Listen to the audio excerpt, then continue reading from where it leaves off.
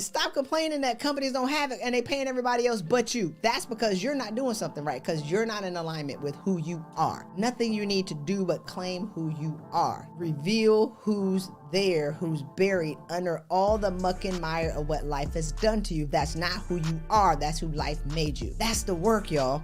That's the work. If you're not working on that, you're working on the wrong thing. If you hiring a coach and they tell you I can help your boss see you different, they lying. And they don't have you to look at yourself in the mirror. They just took your money. I can take your resume and I can take you from 50 to 150. Lie!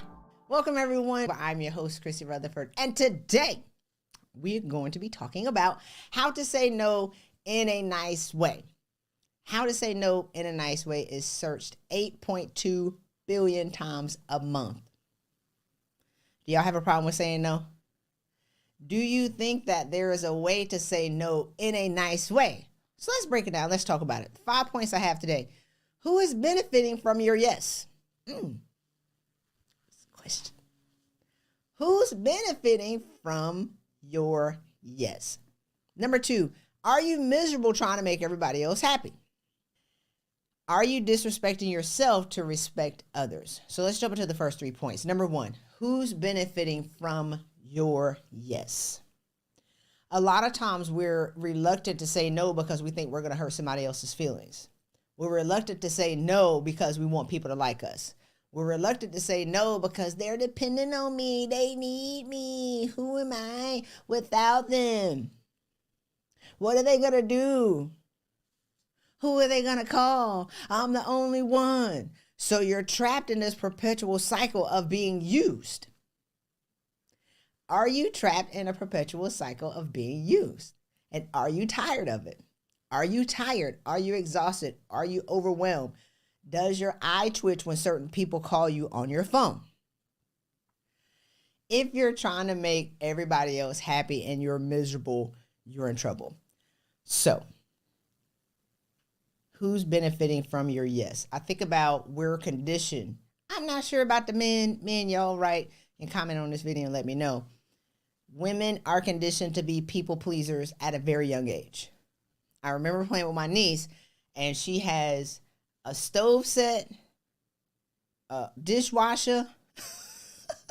Somebody bought her a plate set. They got her a mixing set. She got a broom and a mop. She got plastic cleaning sets. I'm like, why are we teaching this kid to be domestic? This is crazy. I don't see their son got a freaking kitchen set. Who bought this baby a bucket of dishes to wash? She's 2.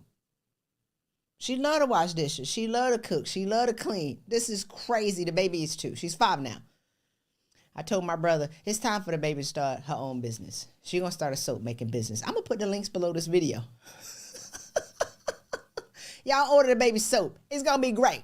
It's time for her to start making her own money. Leave these baby dolls where they at. Back on this. Were you conditioned at a young age to please other people? She go in the kitchen and she cook and she brings it to me. You like it? And I gotta be like, oh yeah, I love this plastic pizza, girl. It's so good, it's delicious. She's happy that I'm happy. She's going to cook for her auntie so her auntie can be happy. She be like this, do you like it? Yeah, I'd be like, no, I don't like it. She get mad and throw a tantrum. I'm the auntie. No, I don't like it. I ain't want no pizza. I wanted the waffle. Go searching them 1,000 plastic toys to find me the waffle. So, were you conditioned at a young age to surrender what made you happy to make other people happy? Were you conditioned at a young age to make other people happy? And now that's your mission. That is your sole intent in life, is to make other people happy. Now you're tired, you worn out, used, abused, broke. Who's benefiting from your yes? Who's sleeping well at night, giving you their problems for them to solve? Who's sleeping well at night? Well, they know you got it because you're the dependable one. You're the one that everybody can count on. You're the one that's going to go out of the way to solve everybody else's problems, have no time to solve your own problems. Actually, you probably don't even have no problems. You stay up at night worried about other people. When it comes to saying no, that's the reason number one to do it. You're tired. No, I ain't got that. Christy, you want to help me move? She look at my face. What? You want to call a moving company? I don't do that no more. 40-something. I got money. Will you pay for it? No. It ain't my furniture. Somebody text me, Christy, can we talk? For what? That's my question. I need to know. What we going to talk about? I don't do agendaless phone calls. Even my friends. I don't have as many now. It's okay. I would rather have 4 quarters than 100 pennies. Not 100, but 100.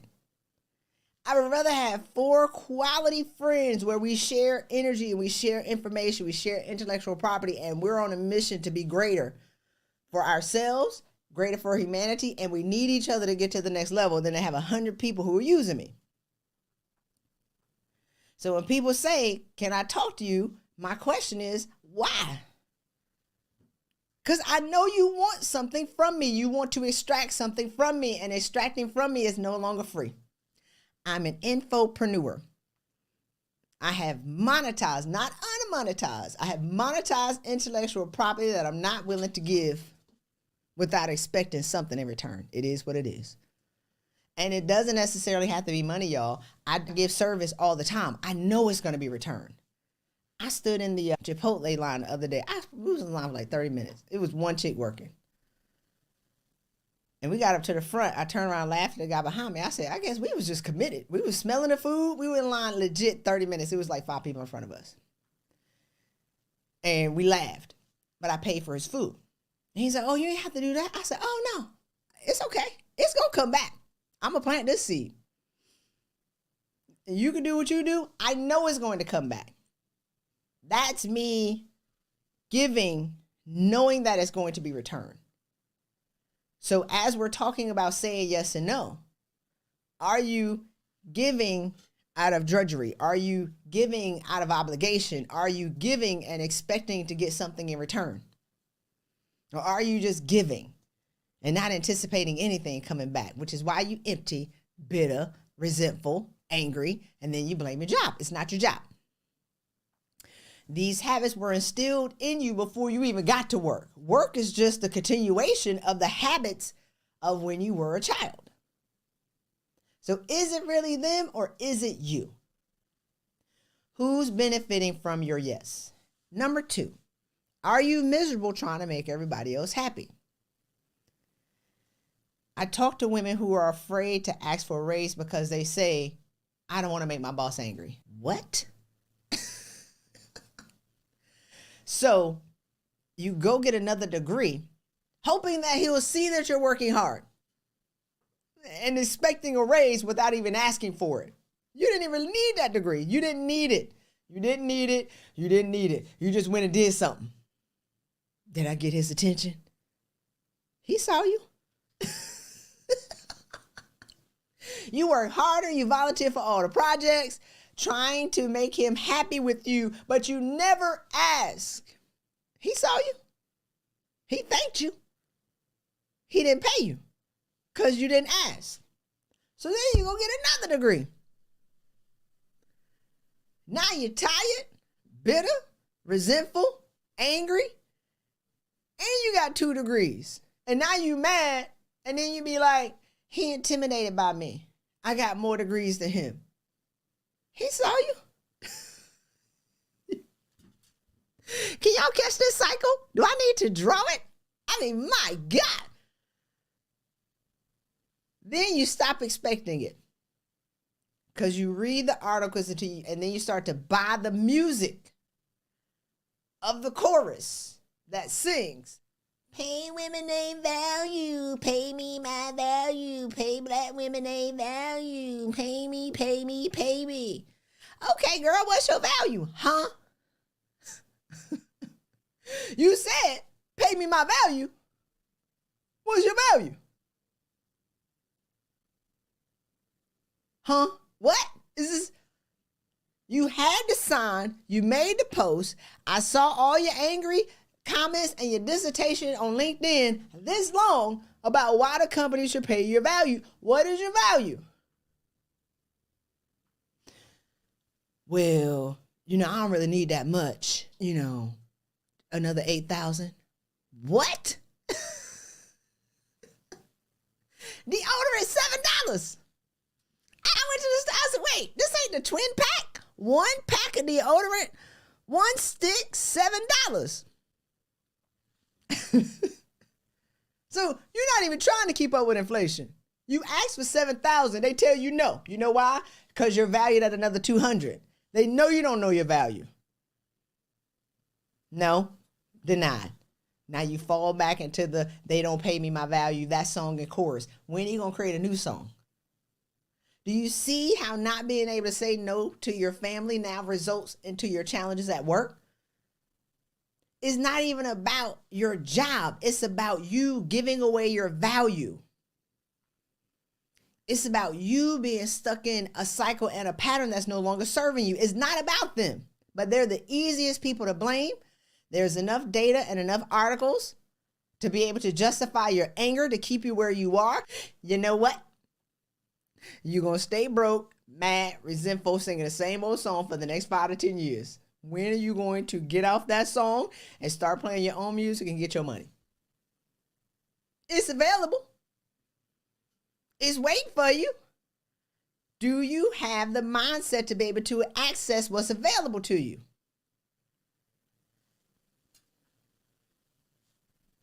Number 3, are you disrespecting yourself in order to respect others?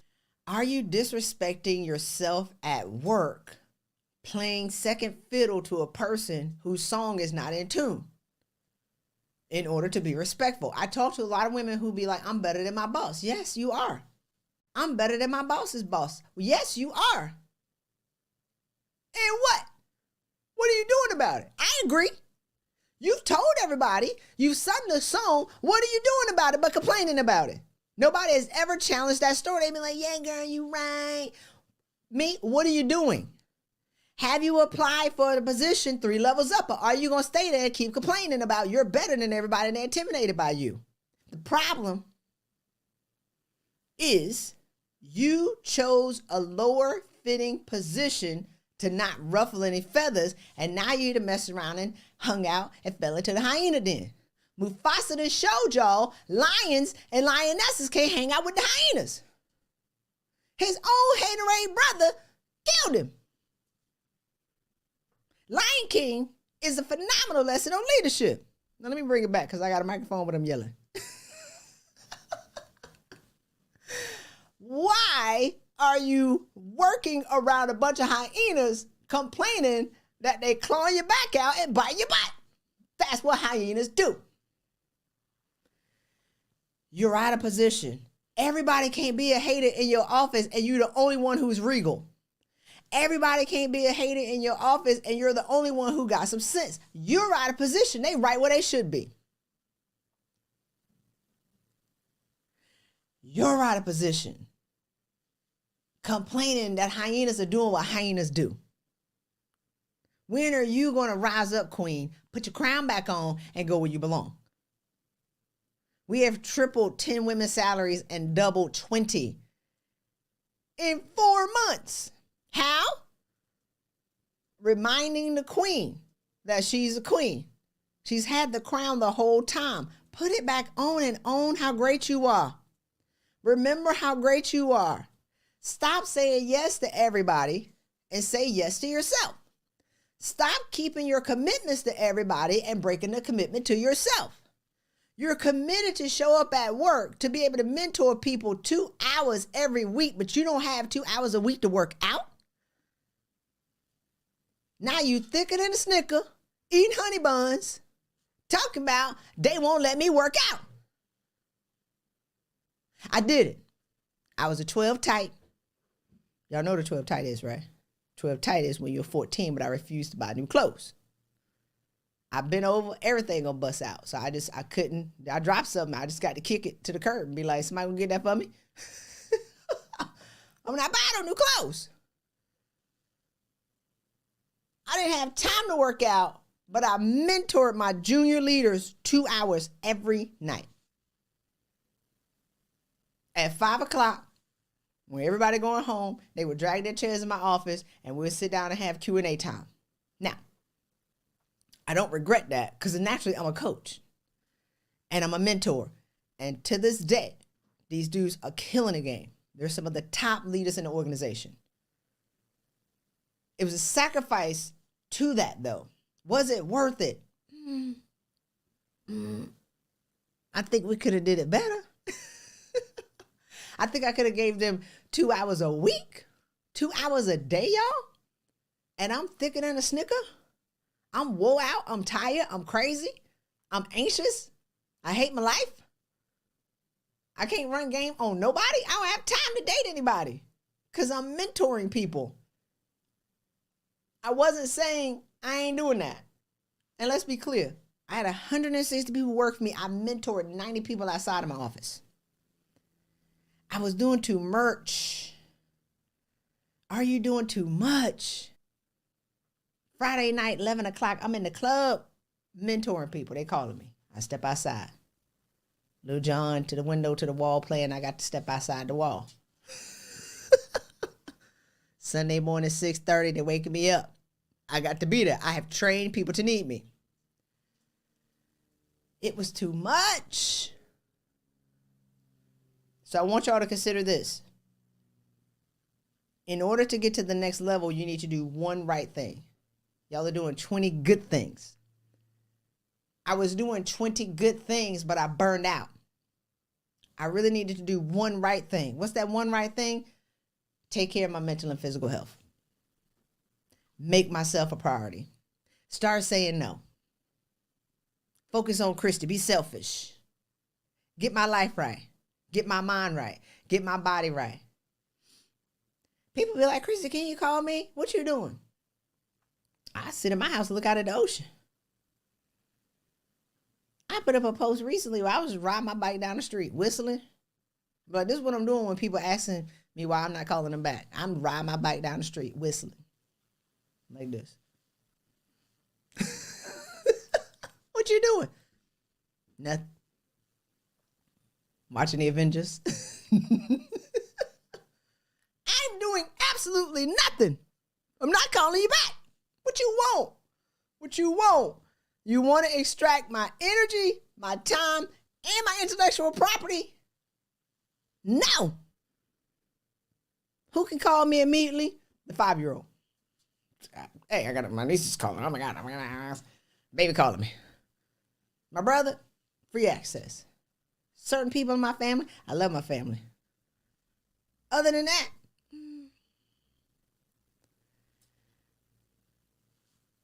so number 3 was, are you disrespecting yourself to respect others? Number 4, the 2 conditions on whether or not you want to say yes. Do you want to do it? And how are you going to feel when you do it? Do you want to do it? And how are you going to feel when you do it? So when I learned this, finally came out the jungle, around the children of Israel, going around in my brother's house for 40 years. It was 3.5 years. This was a long time. It was a journey. Came out fresh in these streets with just who I am, y'all. This is who I am. I was who life made me. This is who I am. Call me, label it whatever you want to. Call me selfish, self-centered. She thinks she all that. She loud. Whatever. And I'm happy. That's it. I don't care how you label how I feel about myself. You too confident. What you want me to be, weak? You think you all that. What you want me to think I'm a loser? You intimidate me. Look, let me tell you something. Now, I used to be real crazy. Toxic. Aggressive. If I intimidate you now, pure in heart, what do you want me to do? Turn my light down so you can be comfortable? No. Bust up out my face. We ain't got to be friends. I won't do one thing for you to like me. Nothing. So anyway, get off that tangent. So we were having a happy hour with my friends, and One of my friends was like, I got a ticket to the Redskins game. My boyfriend, is it going? Do you want to go? I was like, they was waiting for the rest of the answer. They looking at me, I'm like this. That's my answer. No. There's this weird pause, and I'm done. What y'all want me to say?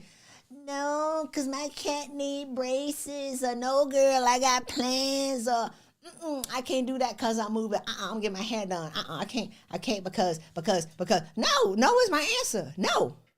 I don't have to lie and come out of integrity with myself.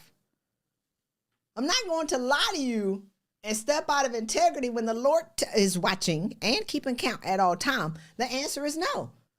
And it wasn't a guilty no. It wasn't an aggressive no. It was, I'm smiling. I'm happy. I'm not going to go so you can feel good about me. I'm not going to go because your boyfriend ain't going.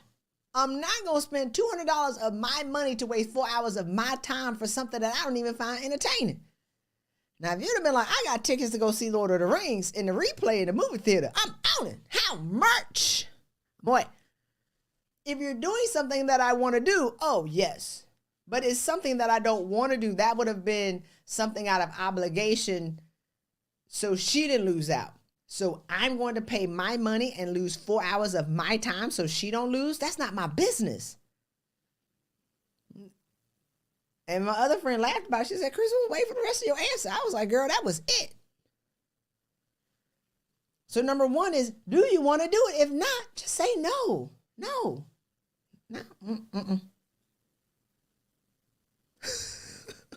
We have to train women. I have a whole hour module in a week in my program, teach women how to say no. Why does it take a week to teach people how to say no? Obviously, it's searched 8.2 billion times a month, how to say no in a nice way. And you're trying to do it not to disrespect or dishonor other people, all the while disrespecting yourself. That's the problem. Second point, how do you feel when you're doing it?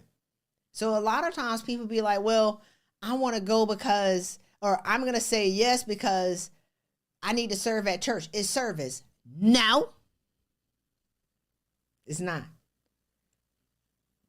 You can't sow a negative seed and expect positivity. You can't do something with drudgery and expect to get something positive in return. The energy that is returned to you is based on the energy that is sent out when you do it.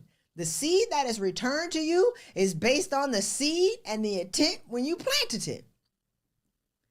If you go and you serve and cuss under your breath at church, that is not a positive seed. If you go and you say yes to your friends and then talk about them the whole time that you're there, that is not a positive seed. That is not service. That is drudgery. That's not the way to move. That is not the way to do it. So, number one, do you want to do it? Number two, how do you feel? And if you make the decision when you're conscious, because I had a client who became aware, we spent a whole week, y'all, learning how to say no, how to mean it, how to anchor yourself into it, how to make that your reality, not something that you talk about, but something that you are. And she got invited to this cookout with her husband. She didn't want to go, but she said yes. Complained the whole time.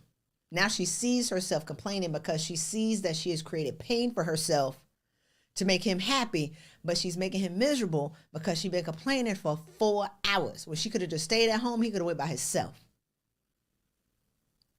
And I said, that was on you. You did that. That wasn't him. And you spent 4 hours making yourself miserable and making everybody else miserable. What are you going to do the next time? She said, I'm not going to go. So if you do say yes and you don't want to do it, you can't complain when you get there. That is a sacrifice. That is a conscious decision to do something that you don't want to do in order to make other people happy. You can't complain when you get there. You did it. You did it. Point number 5 Service out of obligation is not a good seed. I just talked about it. When you serve and you surrender your joy and you serve in drudgery, that is not a good seed. That's like planting a peanut seed and expecting an orange. It's not going to happen. That's like planting prunes, which prunes are not really a seed. It's not a fruit technically, but it's planting a prune, work with me here, and expecting a peach. You get back what you put out. You're going to get more negative experiences because you just planted a negative seed. Now you created a karmic cycle of misery for yourself. Don't leave.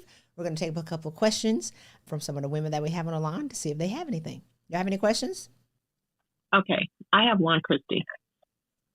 Say if the journey is to put yourself in that role, or you're looking for that, and so you're interviewing. Okay. But being aware that although I have my own perpetual cycles that I'm trying to learn about, get a hold of, and not repeat, you're dealing with other people that probably got some too, like the people that are interviewing you, whatever. And so you don't know the culture yet. And so you're trying to be wise, and, you take something and then you get in there and you realize that some toxic stuff.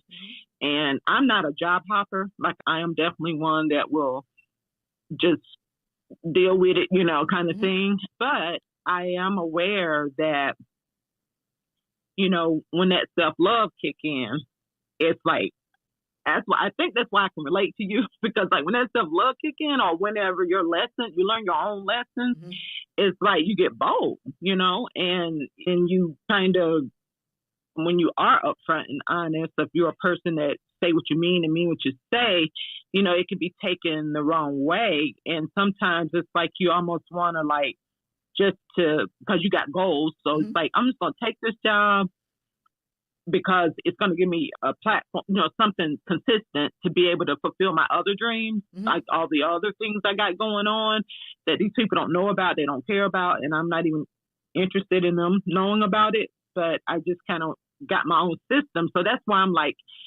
even looking and trying to increase my salary, is because I realized when I went off on my own with my own business that there was more to it. And so I kind of needed that. I'm taking a back step, trying to get that stability again, that regular job, so I can like build my dreams. Okay, I got you. So my question is,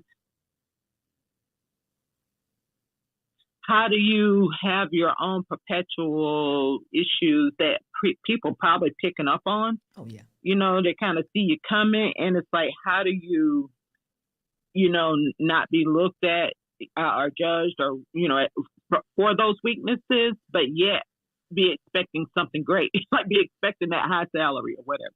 Okay. You said a lot. I love it. So we're going to unpack, should I quit my job for entrepreneurship, in a different episode. So I'm going to address that, right? Okay. So tune in. Number one, if you're conscious that you're carrying baggage that needs to be resolved, if you're aware of that, the easiest thing is to resolve your baggage. That's one. It's not easy, but it is. It's easy to say that it's easy to somebody who does this as a profession, right? And it's easy because we have a system and we have a method to be able to get it done. But it's not as easy if you're not willing to let it go. That's one. So acknowledging that you have some stuff, a miracle. That's amazing, right? So I want to commend you for that. If you walk into a scenario, the last page actually in Trauma Default, I talked about how trauma default triggers work at work. How trauma default triggers show up at work. Your childhood trauma is triggering somebody else's childhood trauma. So I have a client who babysat her siblings. A lot of times another pattern of women who babysat their siblings growing up, they become HR. Now you babysit adults. A lot of women who raised their siblings or babysat their siblings at no cost work in HR. babysitting grown people for a little bit of money and not necessarily expect a lot of money because you did it for free. Mm-hmm. But she worked in HR and her boss loved her, but she talked down to him because she always acting like somebody's mama. So we get on the phone. She's like, my boss wants to keep me. He don't want me on his team no more. He wants to move me, but he wants to keep me. I already know. That's my gift. I just need to get her to tell it to me. Okay. If she babysat her siblings, he probably has mama issues where he don't necessarily like his mama talking down to him. Her perpetual state of talking to people like their children is triggering his childhood trauma of his mama talking down to him. He understands her value. He's melting. She had to solve that for herself. She had to understand that, one, her baby is grown. She doesn't have to babysit anybody anymore. She doesn't have to take care of anybody anymore. And she wasn't that happy. Now she's happy. Now he's reaching out to her all the time because she ended up leaving that job. He'd be like this, we want you back, we want you back, we want you back. Because when he talks to her, he can feel her energy. So like I was talking to someone in a different episode when she was talking and asking these questions, I'm like, I don't necessarily hear what you say. I hear your energy. I hear your vibrations. So your energy speaks louder than anything that comes out of your mouth. So if you're showing up in an interview wounded, they feel it. If you showed up in an interview like a victim, they feel it. If you showing up as in an interview pretending to be Mary Poppins while you on fire and you straight nuck if you buck WWF, they can see it and they can feel it. The paint is melting off the wall and you smiling like the Grinch. Denied. Oh, they say I'm overqualified. They don't want me. They don't hire women. So the work is on you.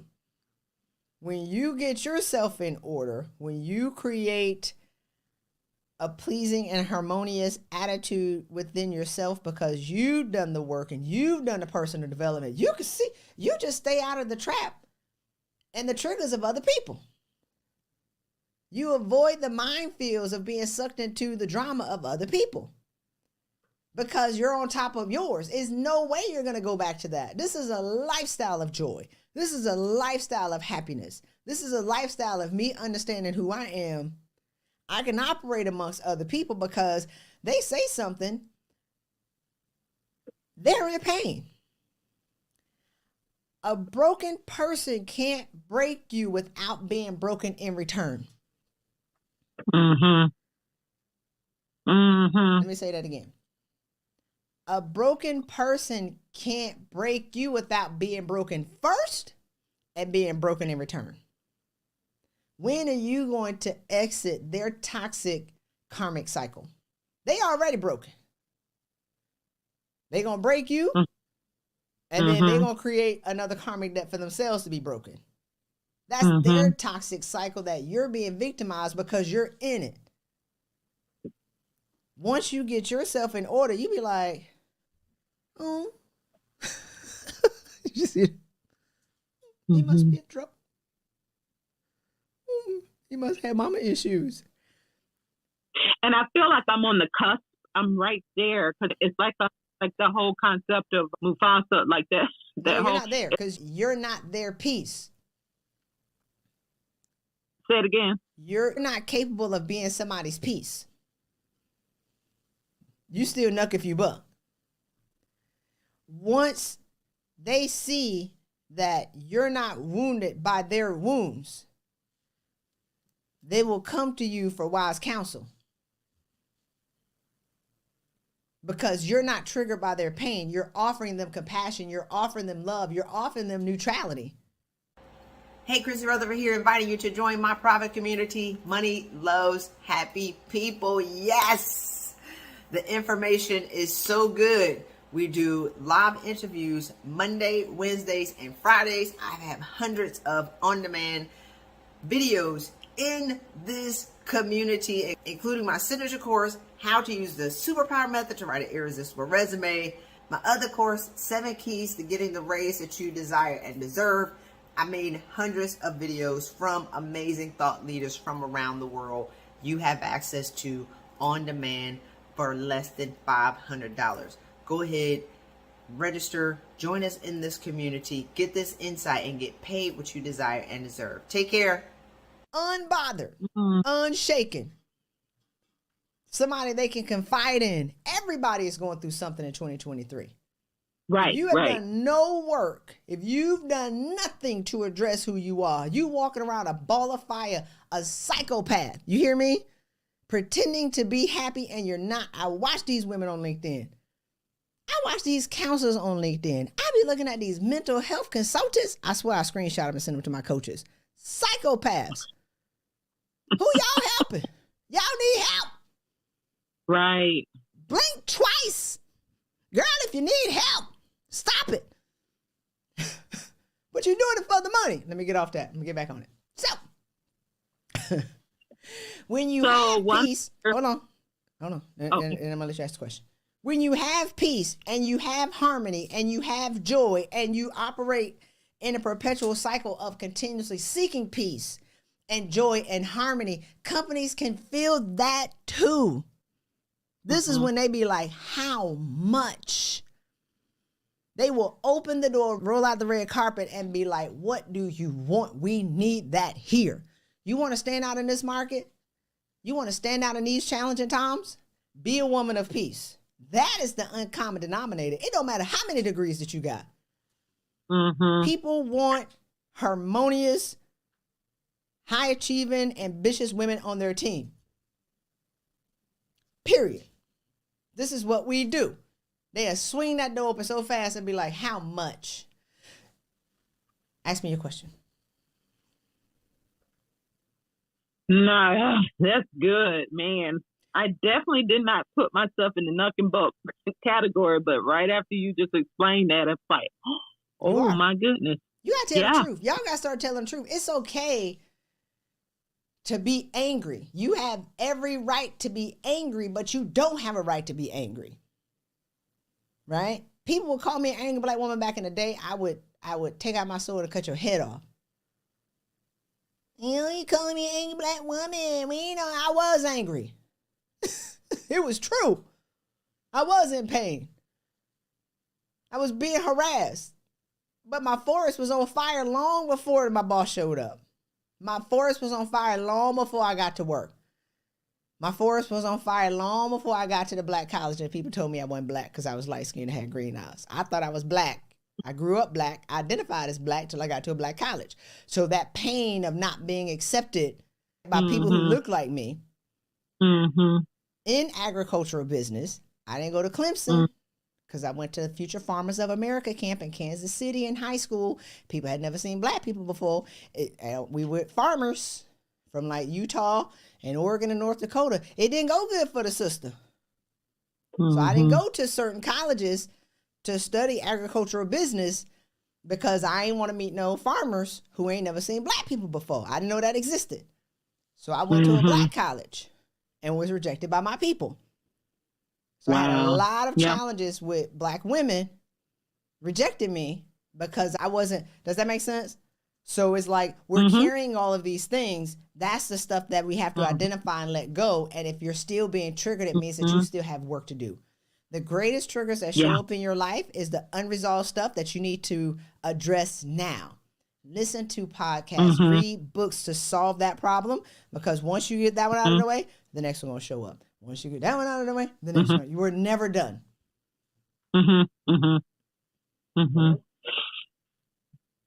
Just real quick, I did want to share yesterday something that homework I hadn't done for myself, that it revealed itself with one of your other clients.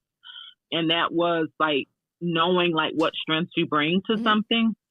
And I took the time to do that and it blew my mind. Like the stuff that I wrote down and I thought, no one knows this about me. Exactly. You know what I mean? And it just blew my mind. I like maybe got like 20 things. I mean, it's crazy. And I was just like, wow. So thank you for that. You're welcome. So the problem that women have with writing resumes is that you're giving the resume writer trash, right? Hoping that they're going to spin it into gold like Rumpelstiltskin. Resume writers Rumpelstiltskin was my favorite book growing up. Resume writers can't spin cotton candy out of ish. Until you get clear on what gifts you have and take credit for all the stuff that you've done, you give them that, or you can write it yourself. You can also get it in my resume course, How to Write an Irresistible Resume, using the superpower method at thesuperpowermethod.com. But it's like, you need to be able to own what you've done, and we don't do that well. We don't take credit for that. We take credit for like the small things, or we're told to dummy down our resumes. And if you're looking at jobs and people keep saying that you're overqualified, it's because you are. Why are you getting mad that you've gone to 5 jobs and applied and they've all said you overqualified and now you're a freaking victim? It means that you should be 2 levels higher than where you are. What are you talking about? They're telling you you shouldn't be here. They're telling you we chickens and you an eagle. You don't belong here. We are a hyena den. They know who they are. You want to come in here, lioness? We're going to scratch your back out. And then you're going to try to file a complaint on us, talking about we harassing you. We hyenas. They know who they are. You don't know who you are. Y'all got to get in position. Y'all are creating these toxic work environments and then complaining about it and then beating the drum with all these other people who in these low-paying, raggedy jobs complaining that they're not making their money. But you keep hanging out with the hyenas and wonder why you're getting your back clawed out. And they tearing your freaking mane off and they done plucked the diamonds and the rubies out your crown. You did that. Leave. We double and triple salaries in 4 months because these women already have that value. We've gotten 5 women. Now we have clients of all races, but I love to talk about the sisters because people always tell us what we can't do. 5 Black women, 7-figure packages. They already were valued at 7 figures. They just didn't claim it. They just were unaware of who they were because life wore them out. We've gotten all nationalities. I ain't gonna say all, that's why. We've gotten different nationalities and diversity women, women of diverse backgrounds, increased value. But people always are writing articles about what women can't do. You can always find data to justify the story that you're gonna tell yourself. It's time to start a new story. So a part of my goal and the work that I want to do in the world is I want to create a new conversation about what's possible for us. I want to let y'all know women making $425,000 easy, $600,000 easy, $825 easy. Y'all can get 7-figure packages. Shoot for $100,000. Deodorant is $7. What? Shame on you. What's wrong with y'all? Get this money. And stop complaining that companies don't have it and they paying everybody else but you. That's because you're not doing something right, because you're not in alignment with who you are. Nothing you need to do but claim who you are. Reveal who's there, who's buried under all the muck and mire of what life has done to you. That's not who you are. That's who life made you. That's the work, y'all. That's the work. If you're not working on that, you're working on the wrong thing. If you hiring a coach and they tell you I can help your boss see you different, they lying. And they don't have you look at yourself in the mirror. They just took your money. Maybe I can take your resume and I can take you from 50 to 150 without having a 20-hour conversation to you to dig up what you really done. It's not true. Y'all got to stop falling for the okie doke and then telling me about Coach Hurt. I don't want to hear it. Well, I worked with 2 people already. They didn't help me. Because they were never solving the root cause of what's really going on. And they didn't challenge y'all to tell the truth. They let y'all live in a lie and stay in the lie. We don't do that over here. Y'all see I get aggressive when we be like... Now, it's not necessarily aggression, it's passion. Like, y'all have to tell the truth. And the truth shall set you free with the love of the Lord. Are we good? Thank y'all so much for joining me for this episode. Again, the 5 points that we made today in how to say no in a nice way. Number 1, who's benefiting from your yes? 2, are you miserable trying to make everybody else happy? 3, are you disrespecting yourself to respect others? 4, the 2 key determining factors on whether or not you should do something is, do you want to do it, and how are you going to feel when you do it? Don't be out here doing stuff and complaining when you know you didn't want to do it. That's on you. And number 5, service out of obligation is not a good seed. Be sure to subscribe to this podcast on your favorite listening channels, iTunes, for you Apple players. I'm an Android lover, but iTunes rules, podcast, and then also YouTube. Can't wait to see you in the next episode. Take care.